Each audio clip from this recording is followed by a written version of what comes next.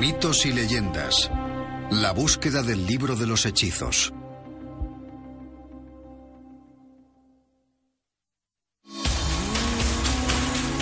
Una leyenda habla de la existencia de un libro de magia desde hace 5000 años.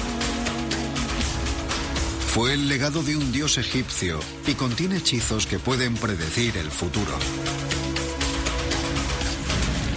Se llama el libro de Thoth. Y su contenido es muy misterioso. Algunos dicen que contiene rituales antiguos usados por organizaciones secretas. Todo aquel que es admitido en la orden ha de morir simbólicamente y renacer. Otros dicen que otorga a sus lectores el poder de adivinar el futuro mediante las cartas del tarot. El libro del tarot original estaba grabado en unas tablas de oro y era el libro de Thoth. Y según otros, el libro ofrece a sus seguidores un mundo de amor libre y drogas, elemento central de la cultura del rock and roll de los años 60. Personas famosas del mundo como los Beatles o los Rolling Stones están muy interesados en estas cosas. Pero ¿cuál es la verdad del libro de Thoth? ¿Qué esconden sus páginas? ¿Existe siquiera? En Egipto, expertos siguen buscando respuestas. Esta es la historia de la búsqueda para descubrir la verdad sobre el que, según algunos, es el libro más importante jamás escrito.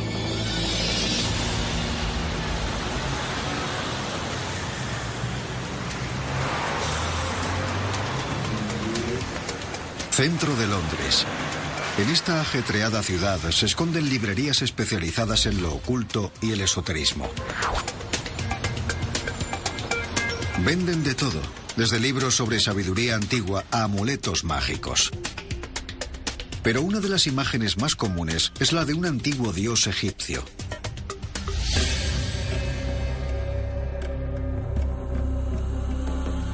Se llama Thoth. Y es una extraña figura con cuerpo humano y cabeza de animal.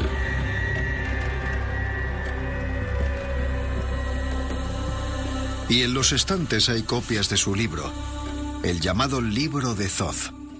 5000 años después de que se escribieran los libros de Thoth originales, siguen cautivando a la gente. A mí me han pedido que participe en conferencias donde las imágenes sobre el escenario y en las tarjetas identificativas son la figura de Thoth. Pero ¿quién era Thoth? ¿Y por qué un texto que data de la época de las pirámides sigue causando tal efecto incluso hoy en día? La respuesta se esconde en una enrevesada historia que tuvo lugar a miles de kilómetros de distancia, en el norte de África.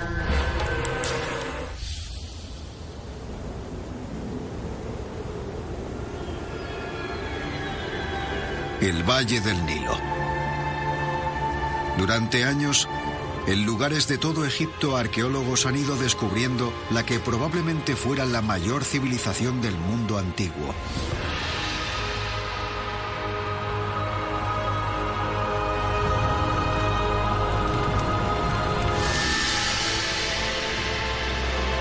Martin Raven participó en la excavación de tumbas de 4000 años de antigüedad. Hemos desenterrado una gran necrópolis llena de tumbas con preciosas pinturas, relieves murales e inscripciones. Excavaciones como estas han revelado que el antiguo Egipto poseía una cultura sofisticada, un complejo sistema de creencias y un panteón de dioses. Uno de los más importantes era Thoth. Aparece representado con cuerpo humano y cabeza de ibis, o con cuerpo de babuino. En el antiguo Egipto creían que los dioses eran invisibles, pero si querían manifestarse ante los ojos de los humanos, necesitaban una forma corporal. Muchos dioses tenían un animal sagrado que se creía que estaba conectado con ellos. El babuino, un mono que a veces parece muy sabio, muy humano, como si tuviera pensamientos muy profundos, estaba conectado con el dios Thoth. Su otro animal sagrado era el ibis, que también es muy silencioso y camina entre los humedales y el barro, y parece que también tuviera pensamientos muy profundos. Para los antiguos egipcios, Thoth era un dios con poderes excepcionales. Thoth era el secretario de los dioses, anotaba lo que decidían. Así que se convirtió en el dios de la sabiduría y a veces también en el dios de la curación y de la magia.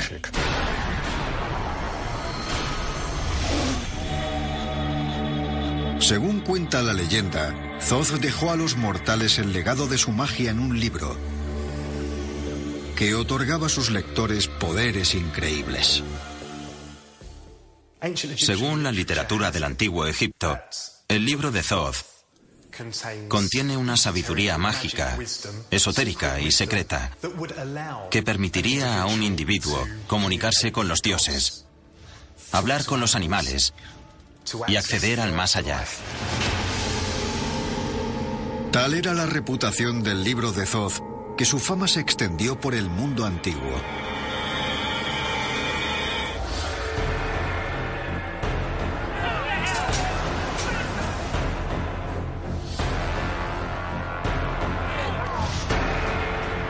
En el siglo III a.C., el rey guerrero Alejandro Magno invadió Egipto. Los invasores griegos se quedaron asombrados ante lo que se encontraron.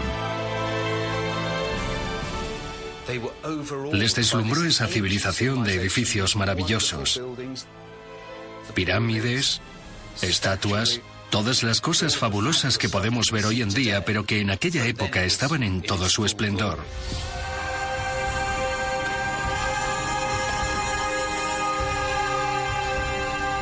Quedaron tan impresionados que adoptaron gran parte del credo egipcio, incluidos algunos de sus dioses. Uno de ellos era Thoth. Los griegos ya tenían la figura de Hermes, el dios que, según creían, era el patrón de lo que podríamos llamar ciencia. Era el inventor de la escritura. Así que se encontraron con la figura de Thoth, que según los egipcios, también era el inventor de las matemáticas y la geometría, que les habían permitido construir las pirámides. Así que los griegos asociaron su figura de Hermes a la figura de Thoth del antiguo Egipto. Los griegos declararon que Thoth y Hermes eran el mismo dios.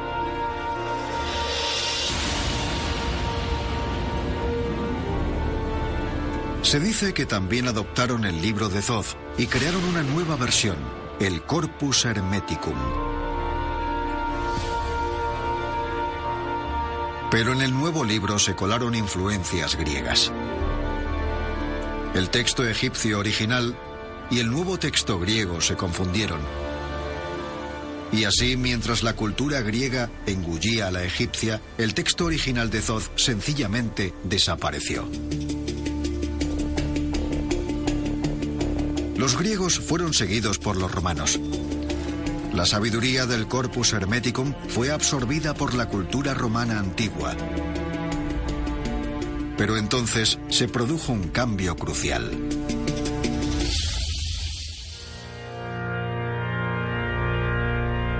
El cristianismo se extendió por Europa. Las referencias a dioses paganos como Thoth y Hermes fueron prohibidas. La versión griega del libro de Thoth fue eliminada.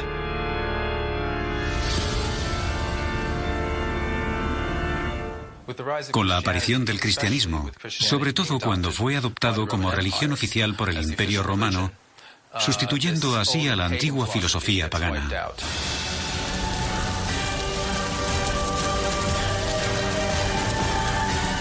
Los que defendieron las ideas paganas fueron quemados en la hoguera o torturados en la rueda.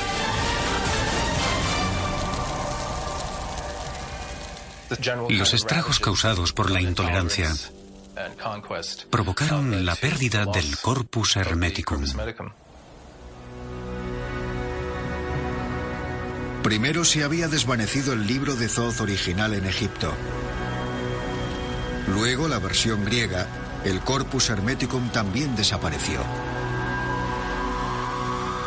Lo que estuviera escrito en el libro de Thoth parecía haberse perdido para siempre.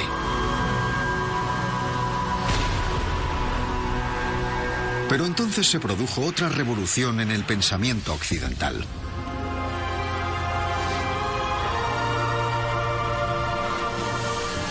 En el siglo XIV, el Renacimiento llegó a Italia. Fue una época de fermento intelectual y grandes preguntas. Surgieron nuevas ideas y se descubrieron otras antiguas. Entre ellas, la sabiduría de la Grecia clásica y Egipto. El propio nombre del movimiento lo indica, Renacimiento. Y la primera constancia que se tiene de su uso fue en el siglo XV, cuando alguien dijo: me parece reconocer en este nuevo aprendizaje el renacimiento de la cultura antigua. Con él llegó un renovado interés por las ideas precristianas.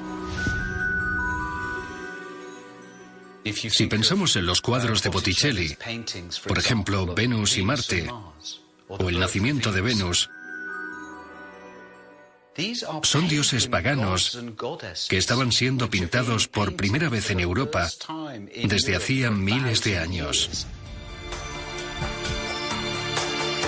Este nuevo interés en la sabiduría del pasado dio lugar al redescubrimiento de la versión griega del libro de Thoth, el Corpus Hermeticum. Para la cultura cristiana de la época fue un hallazgo explosivo.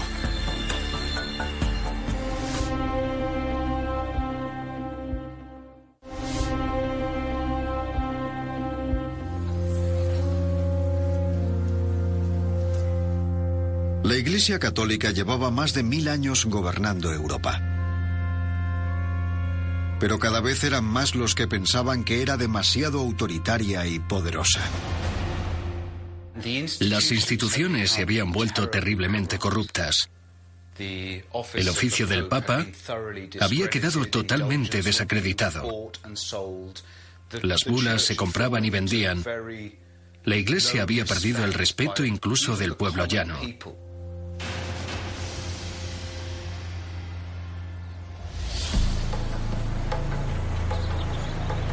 Había una corriente de oposición cada vez mayor.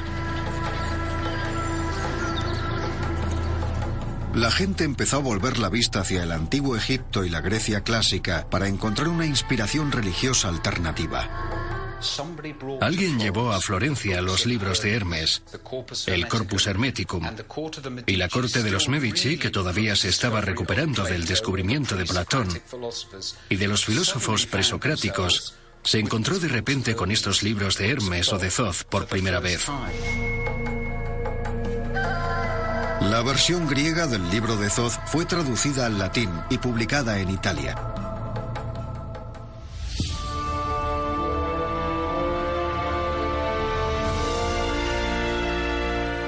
Se convirtió en uno de los libros más influyentes de la época.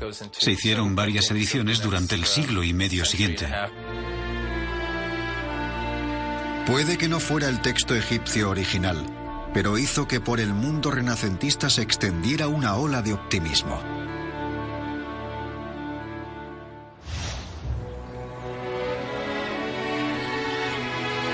Lo que hacía que el mensaje de esta versión griega del libro de Thoth fuera tan emocionante era su visión del lugar del hombre en el mundo. Para aquellos cuya intención era desafiar la ortodoxia de la Iglesia, llegó como una revelación. Presentaba una visión completamente distinta de la humanidad, no como una figura que después de haber sido desterrada del jardín del Edén, vagaba sin rumbo. El libro de Thoth sostenía que el hombre ocupaba una visión elevada dentro de la creación. El mensaje del libro de Thoth parecía implicar que el hombre era algo más que un sirviente de los dioses.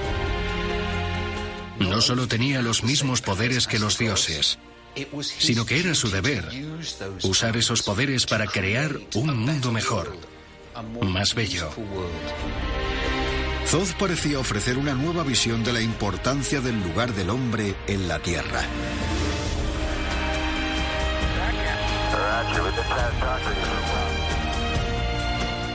Los libros de Thoth dicen que el hombre está a medio camino entre los ángeles y los animales, y tiene un papel muy especial. Es un co-creador junto a Dios, y debe crear objetos de belleza, siguiendo el ejemplo de Dios tal y como Él lo hizo.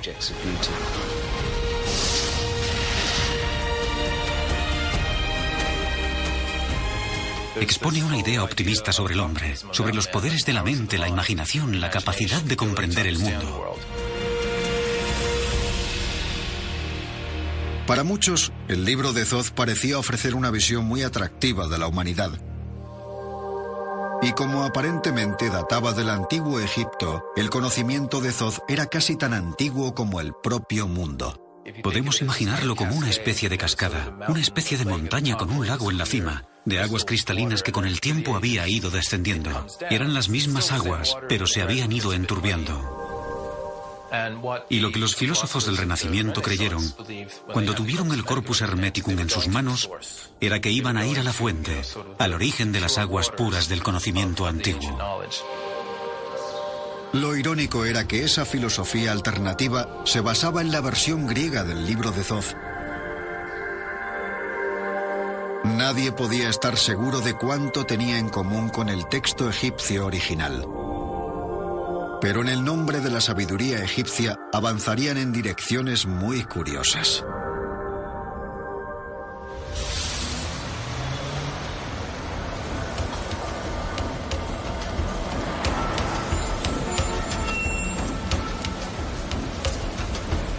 A principios del siglo XVIII se estableció en Londres la primera gran logia masónica,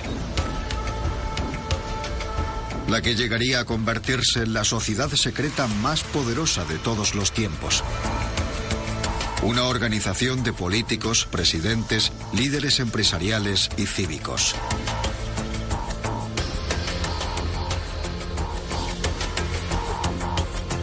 Pero a principios del siglo XVIII estaba compuesta por un pequeño grupo de hombres que anhelaban un mundo mejor.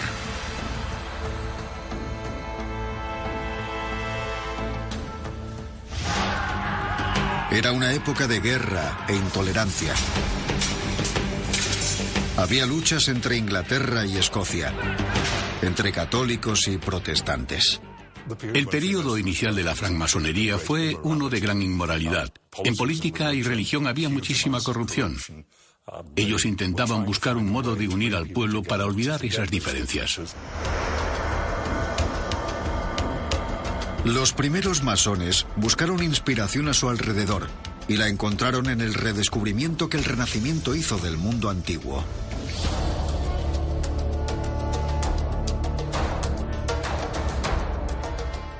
Puede que no seamos capaces de señalar los vínculos históricos concretos, pero podemos decir que los rituales y el propósito fundacional de la francmasonería se remontan al antiguo Egipto.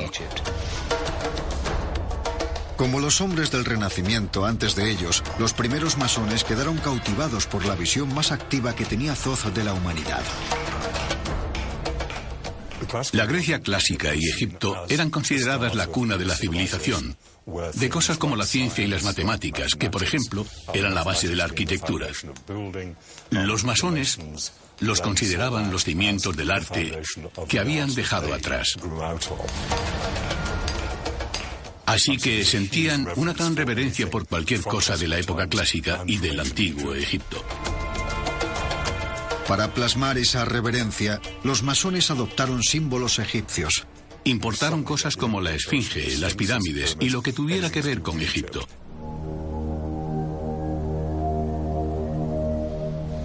Ahora nos encontramos en la sede de la francmasonería en Londres, y la logia número 10 es un soberbio ejemplo de arquitectura egipcia contenida.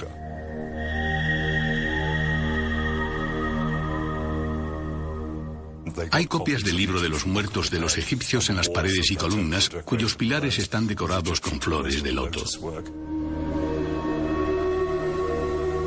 Y lo que es más importante, los masones se centraron en una parte en concreto del Corpus Hermeticum. Era un ritual que todos los masones tenían que pasar. Y según creían, provenía directamente del antiguo Egipto. Era el ritual del Renacimiento.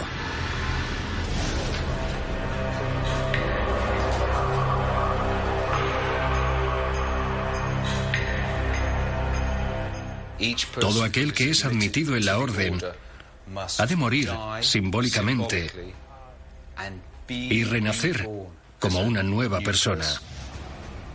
Y esta idea del renacimiento es una idea central en los libros de Thoth, en el Corpus Hermeticum. Thoth vuelve a aparecer en todo su esplendor, igual que ante los antiguos egipcios, como la figura que otorgaría todo el conocimiento al iniciado y le garantizaría su personal inmortalidad. Una nueva era proclamó haber redescubierto las costumbres del antiguo Egipto, a pesar de que el texto en que se basaba estaba en griego. Pero nadie podía saber qué había en el libro de Thoth original. Como resultado, pronto aparecerían varias versiones diferentes.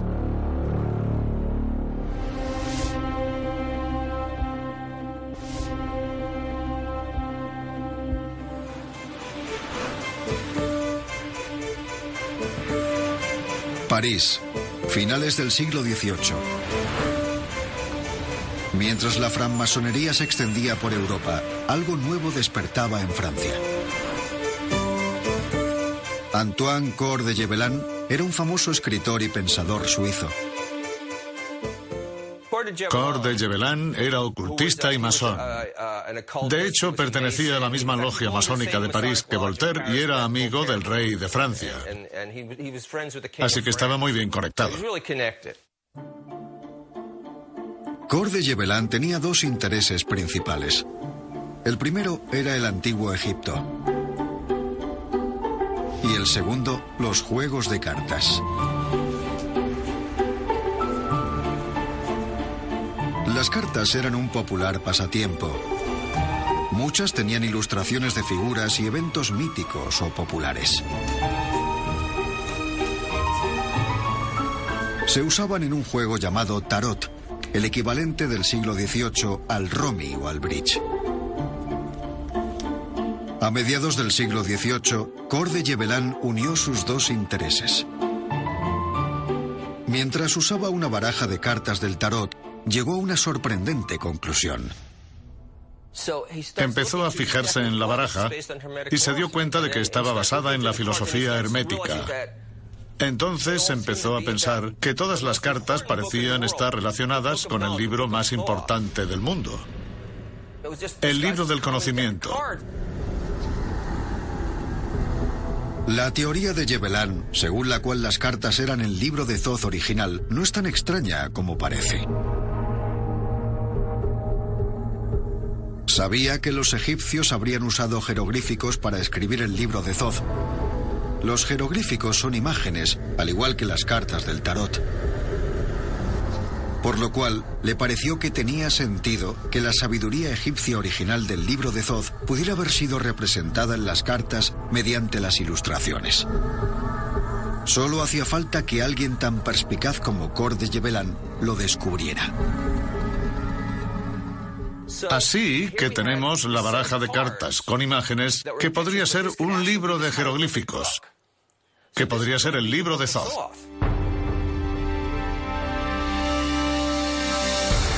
En 1733, Cor de Gébelin anunció sus conclusiones en un nuevo libro. En él realizaba la novedosa afirmación de que el libro de Thoth, que llevaba 5000 años perdido, era en realidad una baraja de cartas. Incluso mantenía que la palabra tarot derivaba del antiguo Egipto. Creía que la palabra tarot era una palabra egipcia, lo que demostraba que por tanto el tarot también lo era. Dijo que derivaba de las palabras egipcias tar-rar, que significan camino real, en el sentido del camino real al conocimiento, lo que sugería que era el libro de Thoth. En aquella época no pareció importar que nadie supiera interpretar los jeroglíficos egipcios. Kor de Yebelan creía que se había topado con una antigua verdad y descubierto el libro de Thoth original. Su libro despertaría un gran interés.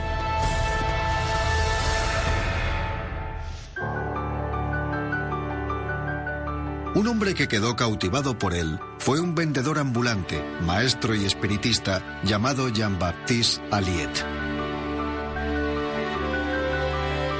Durante años había coqueteado con el ocultismo. Aliet cogió la idea de Kor de Yebelan y la hizo suya. Creó una baraja del tarot ligeramente diferente.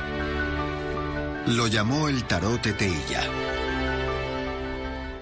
Básicamente, Aliet se llamaba a sí mismo Eteilla por motivos mágicos. En realidad era su apellido escrito al revés. Aliet afirmaba que las cartas tenían un toque egipcio auténtico. La primera carta que vemos aquí es un consultante que de hecho parece un hombre egipcio. El consultante es aquel que busca adquirir conocimiento en una lectura del tarot. Pero Aliet no se quedó ahí. Si comparamos al loco de las cartas Eteilla con el loco francés, el francés sufre el ataque de un perro porque es un extraño. Para que quedara más egipcio, creyó que la criatura que debería atacarle, en este caso, debería ser un leopardo, porque pensaba que venían de Egipto. Así que es un leopardo el que le muerde la pierna al loco en vez de un perro. Estas cartas, según Aliet, representaban la auténtica sabiduría de Thoth. Y lo que es más, podían hacer algo verdaderamente mágico. Podían adivinar el futuro. En 1788, Aliet creó la Sociedad para la Interpretación del Libro de Thoth. Era una sociedad dedicada a la lectura de sus cartas del tarot.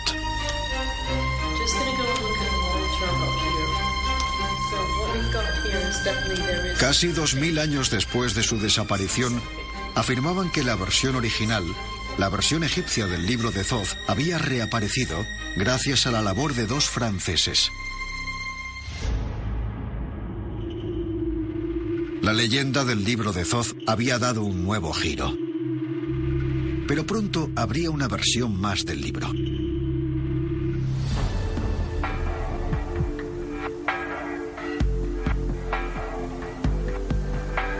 En 1904, un excéntrico e idiosincrático inglés viajó a Egipto. Se llamaba Aleister Crowley y era el líder de una sociedad ocultista llamada la Orden Hermética del Alba Dorada.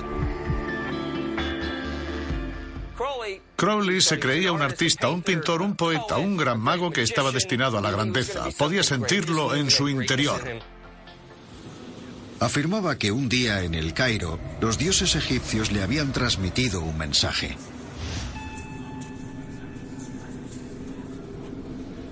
Dijo que a lo largo de 3 días había experimentado una serie de revelaciones.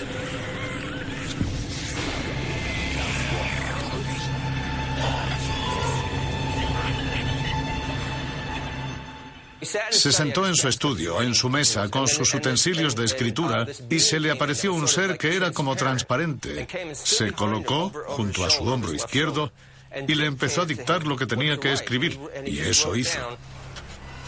Crowley estaba seguro de saber quién le hablaba. Básicamente era un mensaje proveniente de Thoth.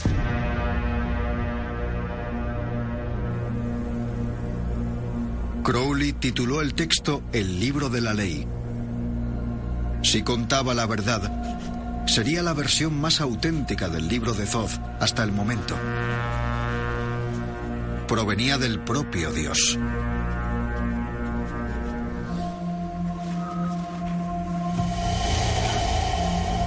Crowley lo describió como el evangelio de una nueva era.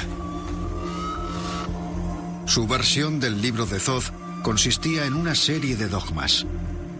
En la tercera línea dice que todos los hombres y mujeres son estrellas. Que no necesitamos un ser central que nos indique la dirección, sino que cada uno podemos encontrar nuestra propia dirección. Con ese fin, Crowley argumentaba que el dogma más importante del nuevo libro de Thoth era «Haz tu voluntad», que será toda la ley. Thoth, personificado en el libro de la ley, se convirtió en la base de una nueva religión independiente. Crowley la llamó Thelema. Era una religión en la que valía casi todo. Thelema significa voluntad, que es de lo que todo el mundo habla al referirse a Crowley. No solo voluntad, sino deseo también, incluyendo su aspecto sexual. La versión de Crowley del libro de Thoth colocaba la magia sexual en el centro. Y el acto sexual se convirtió en un sacramento. Practicaban el amor libre, tomaban drogas, tenían visiones, eran promiscuos y tenían muchos hijos. No intentaba estafar a nadie, creía de verdad que era alguien importante. Hacia el final de su vida, Crowley recopiló sus pensamientos, pero no fue en un libro, sino en una nueva baraja de cartas del tarot. Crowley sentía que las cartas del tarot eran el mensaje de todo lo que intentaba transmitir con su filosofía de Thelema.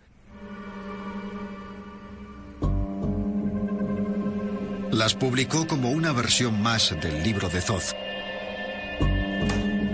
El libro de Thoth, que originariamente había sido escrito en papiro, habría sufrido otra metamorfosis y pareció usarse como justificación para, entre otras cosas, unas prácticas sexuales muy extrañas.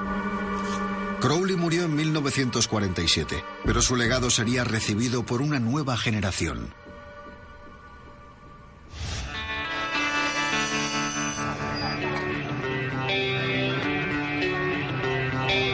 Los años 60, Gran Bretaña. La versión de Crowley del libro de Thoth fue adoptada por la contracultura del rock and roll. El significado de lo que antaño había sido el libro de Thoth era algo totalmente confuso. Había 4 posibles versiones del libro de Thoth y su magia.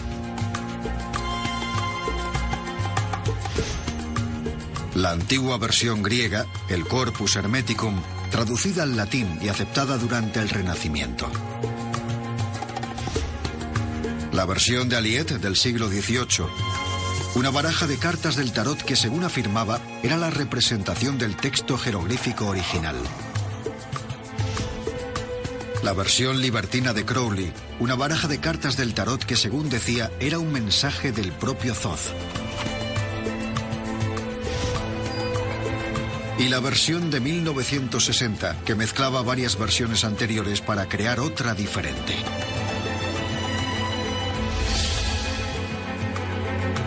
Cuatro versiones completamente diferentes que afirmaban representar el auténtico libro de Thoth.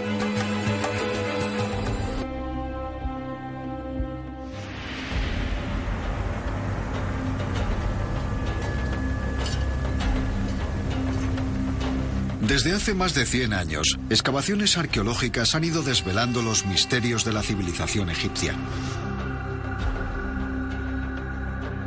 Se han desenterrado miles de textos, escritos en papiros. Si el libro de Thoth existe de verdad, este sería el lugar en el que buscarlo. Pero los papiros no desvelan sus secretos con facilidad. Están escritos en 2 sistemas de escritura egipcios diferentes, algunos en jeroglíficos y otros en una variación llamada demótico. Durante siglos nadie pudo interpretar ninguno de los 2. Finalmente, se pudieron descifrar a mediados del siglo XIX con la ayuda de uno de los objetos más extraordinarios jamás hallados.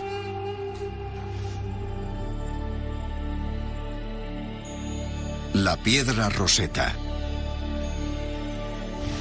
Tenía el mismo decreto escrito de 3 maneras diferentes: en jeroglíficos, demótico y en griego antiguo. Antes del descubrimiento de la piedra Roseta, nadie sabía cómo interpretar los jeroglíficos. Básicamente eran dibujos muy pequeños, así que la gente intentaba describir lo que veía, tratándolos como símbolos. Por ejemplo, el pájaro está en la casa con el hombre, etc. Eso no se parecía demasiado a lo que los egipcios estaban intentando transmitir en realidad. La piedra Roseta cambió todo eso. La parte griega podía traducirse. Las que estaban en jeroglíficos y en demótico decían lo mismo. Así que los expertos podían recurrir a la parte en griego para averiguar lo que decían los jeroglíficos. Así descifraron el código. Gracias a la piedra Roseta, los expertos pudieron poco a poco interpretar los miles de fragmentos de papiros, obteniendo así resultados intrigantes. En los fragmentos recopilados y traducidos, los egiptólogos han encontrado referencias explícitas al libro de Thoth y también referencias a la magia.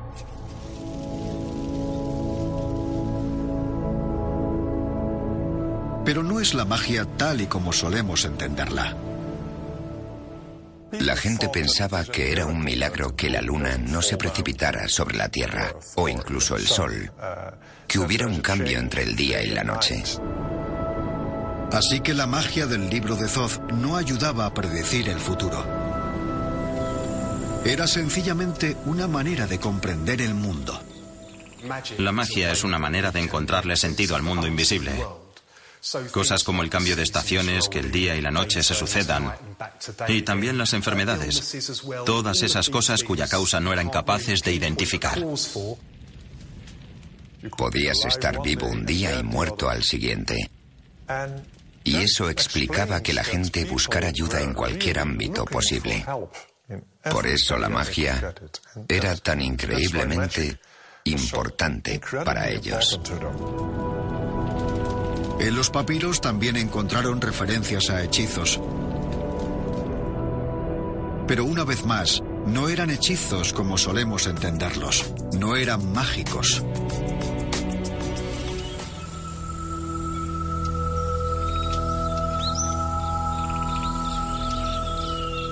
Un hechizo que los egiptólogos han catalogado como el número 15 dice así: Que él me conceda ver el disco solar y contemplar la luna sin cesar cada día.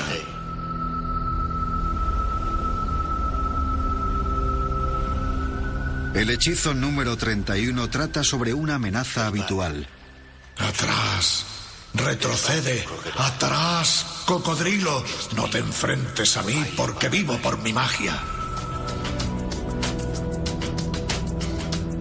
Así que no son hechizos diseñados para tener un efecto extraordinario. Son más como plegarias. La palabra hechizo no sirve de gran ayuda, porque es la terminología propia que se ha impuesto a la literatura del antiguo Egipto. ¿Significa todo eso que las últimas interpretaciones del libro de Thoth, que ven en él poderes mágicos y sobrenaturales, están simplemente equivocadas?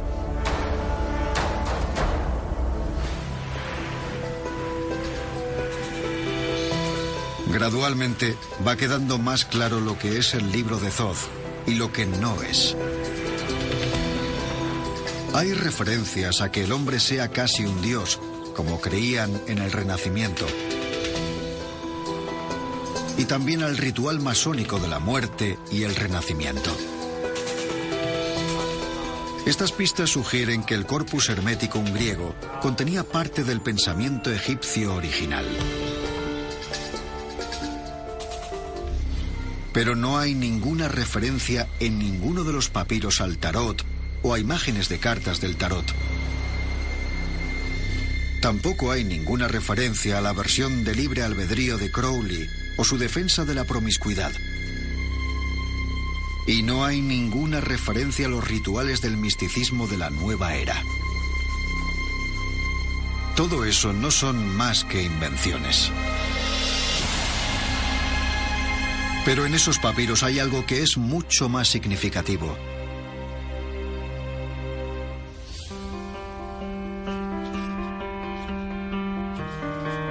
Hoy en día los expertos se preguntan si el libro de Thoth existió alguna vez como un objeto físico.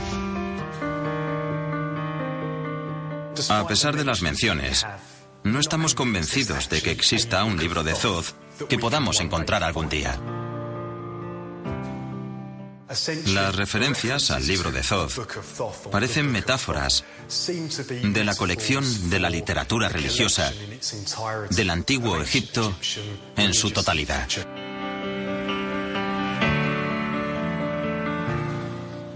Hay varias compilaciones del saber mágico escritas en diferentes periodos, que para los creyentes de esos periodos eran el auténtico libro de Thoth. Pero cuando las juntamos todas, son tan diferentes que no hay una tradición común. El libro de Thoth jamás existió.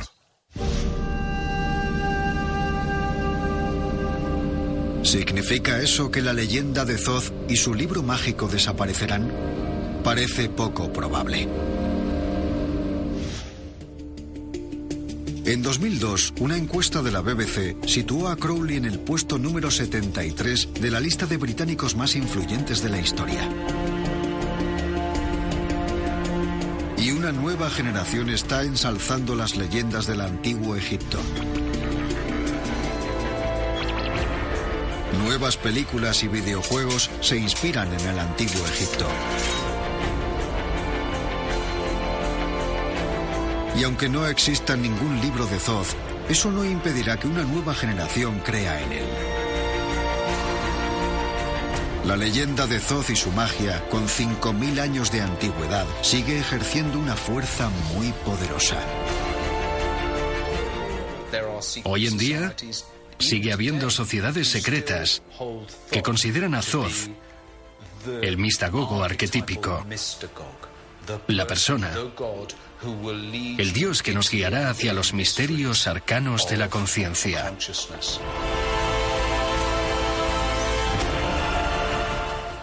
Es muy extraño.